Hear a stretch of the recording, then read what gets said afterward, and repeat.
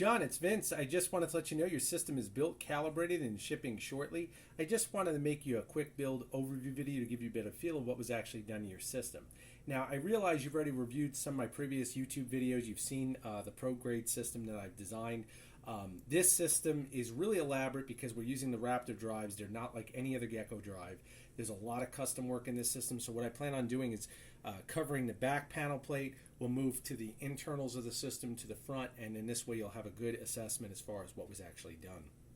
So first thing I want to cover is all of your access are actually graphic as well as the rest of the system with lots of information so that you don't need to use a service manual as you go through becoming acquainted with the system. You can see you got your X, Y, Z, and A axis all allocated. All graphics done on the system are done using pro-grade acrylic adhesive backed permanent vinyl. So again, that is laminated. It will last the life of the system. You can see here we've got our GX16 5-pin connectors with dust covers on all axis.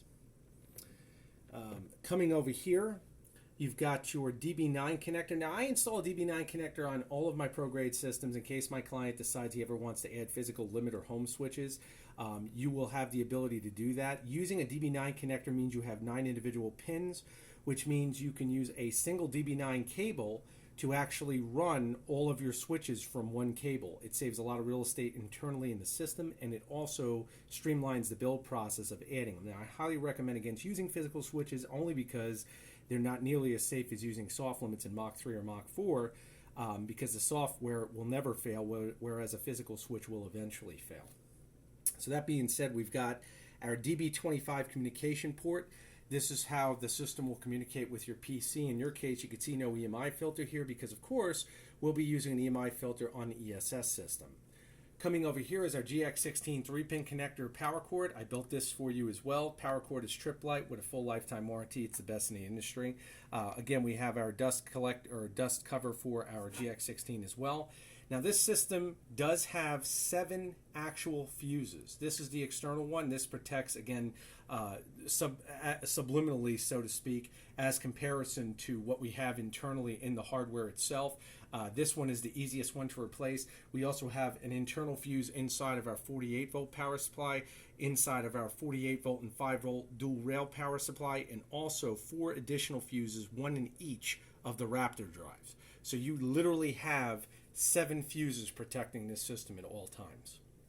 So panning over now, you can see here the amount of detail that's been done. Raptors are all mounted using thumb screw mounted drives as far as their heat sinks mounted, and I elevated them high enough so where you have total clearance you can service this system literally in minutes.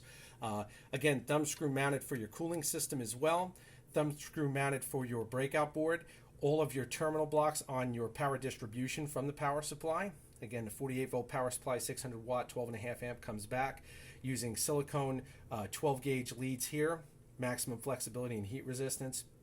All wiring done for the drives and power, all silicone. Once again, maximum flexibility and heat resistance. Breakout board configuration I elevated. You can see it's much higher than the base of the chassis, and I did that intentionally so that we can make sure that our leads going to our drives are as short as possible. Again, we have our ferrites on there, which again is more or less complete mitigation against EMI, but elevating the actual board itself keeps our actual leads as short as possible, well under 12 inches all the way across on all drives. So you're all set there. As we come over, I'm just going to let my camera woman go right to the front. This way we can pan around the back. And you can see here on the back plate, we've got our GX16 connectors, motor wiring diagram regarding all the leads going into the drives themselves. You got your ferrite here, once again mitigating EMI. And then of course we've got our polarity pin out, pin 1 B minus, pin 2 B plus, pin 3 A minus, pin 4 A plus, pin 5 ground. Here is your DB9 connector. Again, it is a pro solderless connector, so if you decide to add any of the switches as I discussed, you'll simply run your leads right from there, right over to your inputs on the board. Now, what makes this mount so unique is I actually use splitter terminals underneath because Raptor drives require an additional 5-volt in. So what I did, I wanted to keep everything as clean as possible. I thumb screw mounted and stacked actual terminal splitters for those drives. So you have a ground bar here, a ground bar here, and both of these grounds represent the ground on your breakout board. Now, that being said, if you decide to add inputs for your inputs regarding switches, you will simply use either one of these ground bars and you're all set. That's why I put the additional one in, and I mounted it horizontally. You can see the thumb nut right here. This keeps everything nice and neat. You can see how clean the wiring is. And again, all of our leads are nice and short. You can see the cable coming in from the e-stop, and it's actually coming all the way back, runs in. And this is a double shielded 22 gauge cable. We kept our actual shield drain nice and short. You can see our ground decal right there. Once again, that's a graphic I put in. It's actually grounded to the chassis. Power supplies, bases are all grounded to the chassis. Continuity has been checked. This system is flawless. Okay, you can see our ground bar back here. And again, our ground comes in from the system, comes to the ground bar, which is again toollessly mounted with thumb nuts, splits to all of our shield drains from all four of our axes for our motors coming in, and then splits one more time to come all the way to the front of the system with the power distribution block right there. Everything in this system shares the exact same ground, as well as the breakout board. So you're all set there. You can see here we do have on our cooling system one terminal block for a splitter, and it of course is labeled negative and then positive. You can see we've got thumb screw mounts. Once again, thumbless mounts, so you're all set there. Power supply, dual rail 48 volt powering your cooling system. 5 volt right here powering your breakout board. I actually calibrated this to 6 volts on your breakout board, so your signal strength is super, super strong. Okay, naturally the higher the voltage we use, the more stable all of our signals are. This board can actually withstand up to 8 volts. I never push it that high because again, you're using an ESS, so you'll be set with that. One of the unique features about Raptors, there's a lot of settings as far as what they can do, and therefore I wanted to capture all of those settings and make everything as serviceable as possible without you having to reference a user's manual. Therefore, I took snapshots, went in and actually produced graphics that represents the drives and all of their settings. As far as setting the micro stepping, right now the unit is set at 2,000 micro steps. You can go up, once again, up to the 250, 256 if you decide to. However, keep in mind that your steppers will have to be able to support that. And most steppers, including the one on your system, typically the 2,000 micro steps will be the sweetest performance. But if you decide to change them, there's dip switches on the drives. You'll know exactly what dip switch configuration will give you what setting. That being said, Raptors do not require resistors. Mandatorily, they actually have dip switches to set the current for your motors. I've already set them at 2.8 amps. You can see here how to set your standby current as well using the actual trim pot, and that allows you to set if you want to have the motors go to an idle position amperage, which I set at half. I don't recommend setting it at 0 because we still want holding torque, but if you review the manual and all the documentation I send, you can go through and fine-tune her any way you like. However, like I said, these graphics come in super helpful. I use them myself as I was assembling her. It's just a much, much easier process. So again, you can see, looking at the rear of the system, we also have our graphic right here. And this again is for our breakout board. If you do go to service the system, you've got every bit of information that's required to service. You'll know exactly how everything is hooked up. And again, you'll know step direction, pin numbers, voltages, whatever is actually, even the grounds here, everything is broken down for you to cross-reference. Coming to the front of the system. Okay. You can see we've got our custom graphics. I had to give you a custom logo because Gecko's is nice, but I wanted to make it a little more flashy. I also gave you Gecko's contact information. System is, of course, made in the USA. All of your graphics on the front here were custom made. Your e-stop, one thing I want to point out when we ship the system, which the system will be shipping through a professional carrier like UPS or FedEx, however, it will be professionally packaged and insured, of course, full value to protect both of us. The head of the switch will be removed during shipping. You simply unscrew it, and in your case, you'll screw it back on.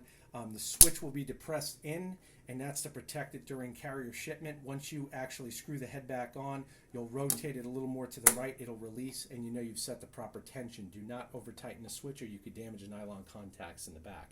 Coming over on the far side of the system, you can see that no corners were cut, of course, as far as cooling either.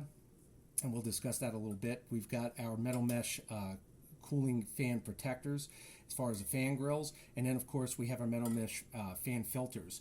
much higher air volume. I don't have to tell you because you're a PC guy, you know exactly what I'm talking about, and again, very easy to clean. That being said, about this chassis, one of the nicest parts, this entire chassis breaks down. So unlike a steel typical electrical enclosure, just like a PC case where you can remove one panel and service, that's exactly the way I set this up. So let's say you want to clean your fan filters. The fans, of course, are toollessly mounted. You'll just remove all the screws on the side, snip off the actual wire tie mounts, and then just remove the panel, clean your fans, mount it back, nothing else is disturbed. Coming to the front of the system, one thing I forgot to point out about, let her just get in position. The power switch is also over here. If you ever have to service it, you can see it's mounted with ED 704 silicone, and that just holds her into position. If you do ever, God forbid, have to replace anything, you just slice that, and you can see the power wiring out is right here as far as the diagram. So you've got your ground, live out, 120 volt in, and again, it's color allocated. Green for ground, red for live out, and 120 volt in. So again, very simple to work on. I'm going to power on now. It's going to get loud.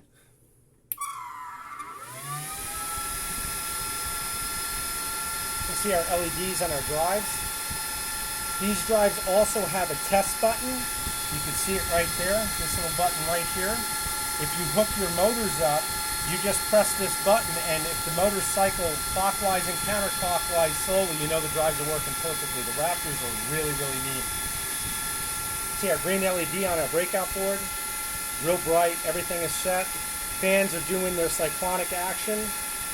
You've got air getting extracted from this top fan, air coming in, bounces off the rear panel, and we got that cyclonic action going. Once the top lid is on, this becomes more or less a airtight Faraday cage with that cyclonic cooling action. You can see our LEDs on our power supply up here, LED over here. I'm going to power it down now. And once again, your cooling fans, these fans are 10,000 RPM Sanyo Denki brushless units. They are rated to 100,000 hours. Okay, so we have 120 CFM cumulatively coming through the system, so they'll definitely last the life of the system. Again, very high output, but very small at 60 by 38 mil platform mounting. So again, you're all set with that.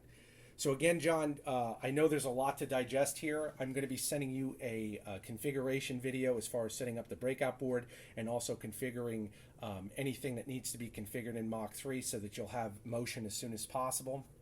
You'll be building your own, I should say, attaching your motor connectors to the drives or to your motors themselves. The GX16 5 pins, I'll give you those, so you'll be all set. Your motor cables are 26 feet long, and you're getting my new ones. These ones I just now finally got these in. I made these. These are amazing, so you'll be all set there, double shielded. And you'll be all set. Like I said, you will be getting a tracking number. You'll be getting multiple packaging tracking numbers. This system, once again, will ship with a Pro carrier. We'll probably use USPS priority mail on the other package, and you'll be all set. If you do have any questions, of course, you know you'll message me. You'll be fine. Thank you again, John, for your support. Take care.